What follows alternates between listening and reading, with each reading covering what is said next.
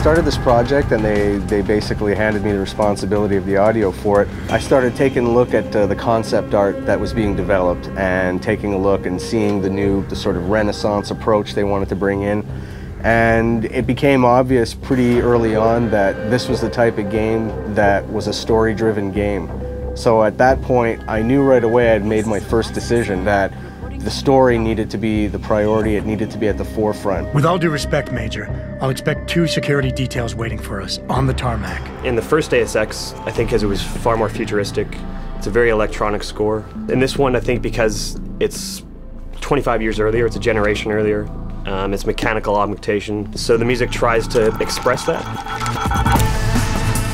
We decided to try using organic instruments to represent more of the human side, and then using electronic instruments to represent more of the augmentation side. It's a lot of acoustic drums, it's a lot of choir, it's strings. Because it's interactive, the music has to shift depending on what the player is doing. Especially in Deus Ex, where the player can play it stealth, or he can play it as an action game, or he can play it socially. The music has to be able to reflect all those different styles of gameplay. Combat is just insane. Making the weapon sounds is obviously the thing everybody gets excited about because it's a lot of fun to make things go boom. We worked with the weapons designer. We went through tons of different sounds, blending all kinds of different weapon sounds, tweaking it. We take real sounds, but we blend these sounds with other stuff. Like, it's not just like 3-4 sound blended together. It's like probably 25 sounds all together. You have to feel the things like they're real, but in the same time, you like to get these things a little bit more than real. Hacking was a fun part to do because it's kind of its own little battlefield in itself. It's you against the mainframe, and when you're hacking something, I want it to feel somewhat cerebral, but I also want it to have that tension of like, okay, I can't afford to get caught here. We had a lot of ideas on how to work the stealth side. We used distances to decide at what point we wanted to start hearing people.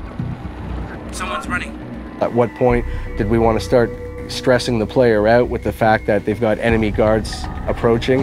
And in the end, I think we found a recipe that worked really well and creates a really cool experience. We know someone's here. Keep looking. It's a heavy game, it's dense, there's a lot of story, there's a lot of conspiracy, there's a lot of characters in the game. That means the emphasis needs to be put on the people telling the story, and in this case, the actors. It is a time of great innovation, technological advancement. The thing about playing Adam Jensen is tricky because as an actor, when you play anything like film, television, or stage, what you do is you justify everything the character does. You have to. I found your attack dog in the factoring labs.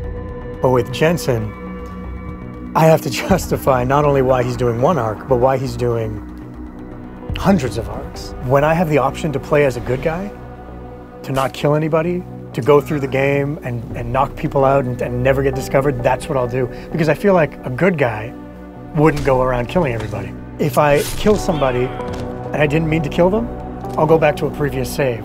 And I'll be like, okay, no, I'm going through without killing them. I say yes. To get the game immersive, I played it in a subtle way so that you can imprint your emotions onto the character. What are you talking about, Malik? What we needed was not so much music as it was more emotional support for the story. So whatever environment we're in, if we're in Detroit or we're in Shanghai, is trying to bring elements of that environment into the music. Street musicians that you may hear walking down the street are all incorporated into the score as well. You have to give a special color to the game. You have to get the vibe of that city. It's not just ambience. We've also got sounds being triggered at different intervals as you walk because that's what makes it feel realistic. Hearing a window break in the distance as you walked a certain path. And what's cool is when you walk back the same way, it's not going to be the same sound. It's not baked in. We've got something else cooked up.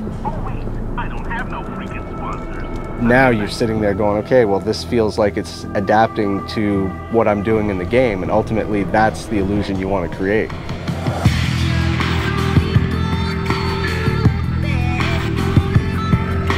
My philosophy on good sound design, I've often compared it to to trying to send somebody into a deep hypnotic state, and you're going down layers and levels of states, and the better it's done, the more your brain starts to release and give in and let you go into that sort of hypnotic state of playing the game.